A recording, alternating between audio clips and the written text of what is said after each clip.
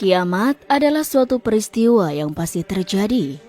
Meski sampai saat ini tidak ada yang tahu kapan waktu pasti mengenai kapan terjadinya kiamat. Namun telah banyak disebutkan dalam Al-Quran dan hadis mengenai tanda-tanda hari kiamat. Oleh karena itulah, kita sebagai muslim wajib mengimani datangnya hari kiamat. Tidak sempurna iman seseorang jika tidak mengimani hari kiamat. Ada banyak tanda-tanda kiamat yang telah disebutkan dalam Al-Quran dan hadis. Dari sejumlah tanda-tanda tersebut, yang paling diantisipasi adalah munculnya sosok Dajjal.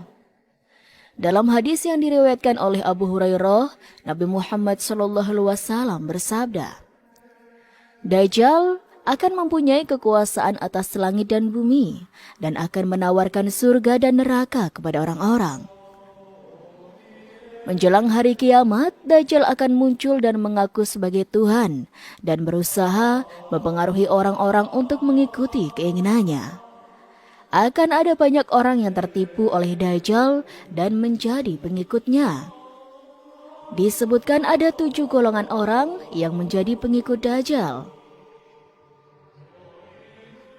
Namun sobat, sebelum membahas 7 golongan yang akan menjadi pengikut Dajjal, hal penting yang perlu kita ketahui, yakni jumlah perbandingan pengikut Dajjal dari kalangan perempuan lebih banyak dibandingkan dengan laki-laki. Bahkan hal itu sudah dijelaskan sejak dahulu. Diterangkan bahwa pada masa kedatangan Dajjal, sebagian kaum wanita akan mudah tergoda, sehingga menjadi golongan yang banyak menjadi pengikut Dajjal.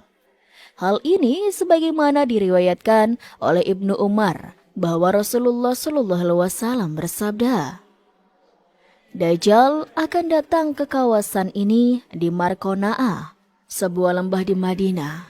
Dia datang di Taif, kebanyakan yang keluar atau mengikutinya adalah kaum wanita. Sampai-sampai orang laki-laki mendatangi istrinya, ibunya, saudara perempuannya, bibinya, dan mengikat mereka. Karena dia khawatir mereka keluar menemui dan mengikuti Dajjal. Hadis riwayat Ahmad. Dan kelak bagi kaum Hawa yang imannya goyah dan beralih menjadi pengikut Dajjal, alias murtad dari Islam, bukan tidak mungkin bahwa mereka akan melakukan tindakan-tindakan yang haram dan berdosa. Dan hal yang dilarang dalam Islam bisa saja dianggap biasa saja bagi Dajjal dan pengikutnya. Misalnya berzina, di mana kemungkinan para kaum Hawa yang murtad akan melakukan perzinahan yang mungkin tiada henti, melayani pria-pria yang juga murtad yang menjadi pengikut Dajjal. Bahkan bagi Dajjal sendiri juga mungkin bebas memilih wanita-wanita murtad untuk memuaskan nafsunya. Dan bukan tidak mungkin hanya 1 atau 2 wanita saja, melainkan bisa puluhan atau bahkan ratusan wanita. Mengingat tentang sihir dan tipu daya yang Dajjal punya, itu merupakan hal mudah baginya. Nauzubillah, semoga kita khususnya kaum Hawa kelak bisa terhindar dari kalangan pengikut Dajjal. Semoga Allah mengukuhkan iman di hati kita. Amin, Allahumma amin. Sobat Rizki rahimahumullah, mengenai Dajjal sendiri, dia adalah sosok yang akan menjadi fitnah terbesar di hari kiamat. Dia akan datang menjelang hari kiamat dengan mengaku sebagai Tuhan. Sebelum Dajjal muncul, akan terjadi kemarau panjang yang menyengsarakan semua makhluk hidup. Ketika Dajjal datang, dia akan menurunkan hujan, membuat bumi menjadi subur. Tidak hanya itu, Dajjal juga menghidupkan orang yang sudah mati. Banyak orang yang akan terpukau oleh setiap kemampuan yang ditunjukkan oleh Dajjal. Orang-orang tersebut bahkan akan menjadi pengikutnya dan menganggap Dajjal sebagai Tuhan. Namun, hanya orang yang beriman dan soleh yang tidak akan terjebak dalam tipu daya Dajjal. Orang-orang yang menjadi pengikut Dajjal pada masa itu akan mendapatkan kenikmatan layaknya surga. Sebaliknya, orang-orang yang menentang Dajjal akan disiksa, bahkan dibunuh. Namun kenikmatan atau surga yang diperoleh para pengikut Dajjal sebenarnya adalah neraka bagi Allah dan orang-orang yang beriman. Sebaliknya, siksaan pedih atau neraka bagi Dajjal sebenarnya adalah surga bagi orang-orang beriman. Dajjal dapat dikenali dari ciri-cirinya yang tampak secara fisik. Sosok Dajjal yang digambarkan hadis Rasulullah SAW ini sangat berbeda dengan manusia pada umumnya. Kemudian aku menoleh. Tak taunya ada seseorang yang berbadan besar, warnanya kemerah-merahan, rambutnya keriting, matanya buta sebelah kanan, seolah-olah matanya anggur yang menjorok. Mereka menjelaskan, sedang ini adalah Dajjal, manusia yang paling mirip dengannya adalah Ibnu Qatam, laki-laki dari Bani Khuza'ah. Hadis riwayat Bukhari. Adapun ciri-ciri Dajjal seperti yang digambarkan hadis Rasulullah menurut riwayat Bukhari, diantaranya adalah Dajjal memiliki perawakan yang besar. Dajjal secara fisik memiliki rambut yang keriting. Dajjal memiliki mata yang buta sebelah. Pada riwayat ini, mata Dajjal yang buta berada di sebelah kanan. Dajjal matanya seperti anggur yang bengkak atau membusuk.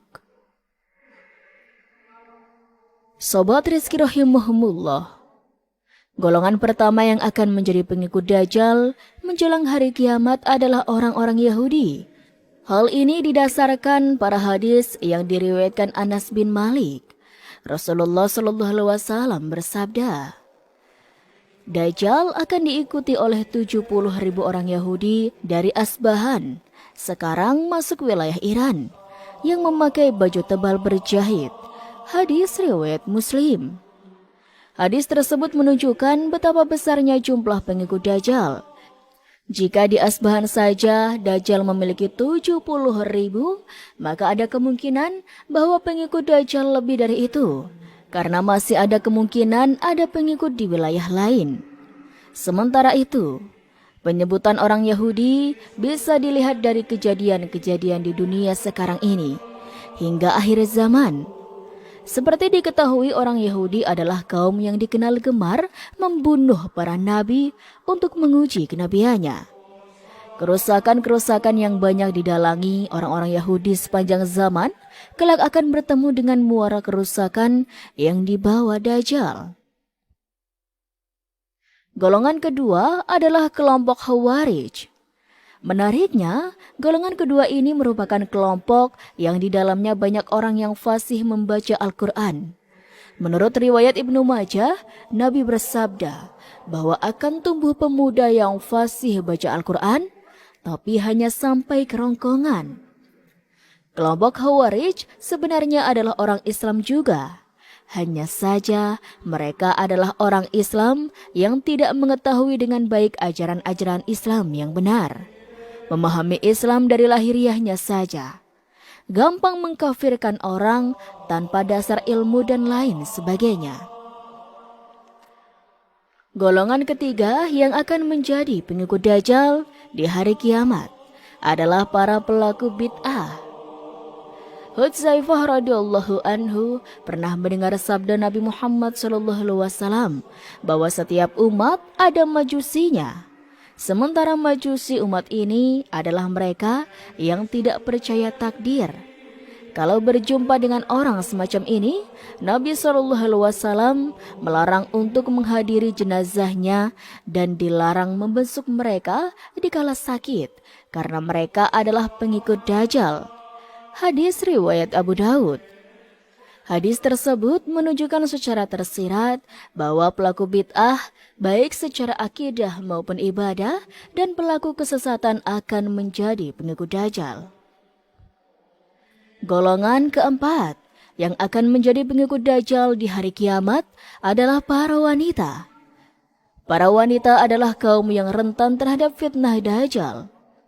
Berdasarkan hadis riwayat Ahmad, bahkan nantinya ada orang yang sampai mengikat istri, ibu, putri, dan saudara perempuannya agar tidak keluar rumah.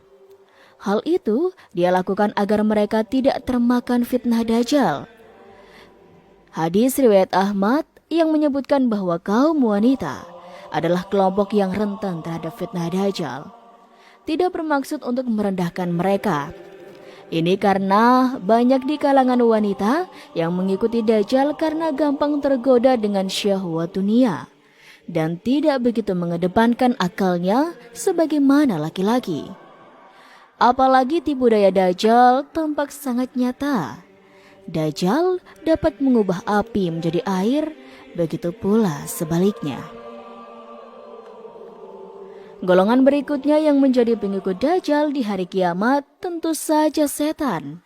Dalam hadis riwayat Amr bin As radhiyallahu an disebutkan sabda Nabi bahwa di laut ada setan-setan yang dipenjara oleh Nabi Sulaiman radhiyallahu an yang kelak akan keluar membacakan sesuatu kepada manusia. Hadis riwayat Muslim. Berdasarkan hadis tersebut, diperkirakan bahwa setan-setan ini akan keluar menjelang atau ketika Dajjal muncul. Dalam sebagian riwayat disebutkan bahwa kelak setan-setan akan berjalan di bagian depan Dajjal yang menyebarkan fitnahnya di berbagai negeri dan kota yang dimasuki Dajjal. Golongan keenam yang akan menjadi pengikut Dajjal di hari kiamat adalah kelompok tukang sihir, dukun, dan semacamnya. Di sebagian riwayat ada yang menunjukkan bahwa tukang sihir atau dukun dan semacamnya kelak menjadi pengikut Dajjal. Mereka berjalan di depan Dajjal dengan kebohongan dan kedustaan yang dibuat-buat untuk menyebarkan fitnah Dajjal. Golongan ketujuh yang akan menjadi pengikut Dajjal kelak di hari kiamat adalah mereka yang gemar mengikuti hawa nafsunya. Golongan ini sebenarnya menyadari bahwa Dajjal sebenarnya merupakan sosok yang penuh tipu daya. Akan tetapi mereka tidak mampu bersabar dalam menghadapi fitnahnya. Akibatnya mereka pun terhasut dan menjadi pengikut Dajjal. Terlebih lagi Dajjal muncul setelah kemarau panjang yang membuat bahan makanan menjadi sulit ditemukan. Sehingga sebagian orang akan mengikuti Dajjal demi memenuhi kebutuhan mereka. Abu Nu'aim meriwayatkan dari Ubaid bin Umar al-Laitsi bahwa ketika Dajjal keluar, salah satu yang mengikutinya adalah orang-orang yang mengetahui bahwa Dajjal adalah kafir. Tapi mereka tetap ikut karena ingin memakan makanannya serta kebutuhan lainnya. Ketika murka Allah turun, maka mereka juga terkena imbasnya. Wallahu a'lam.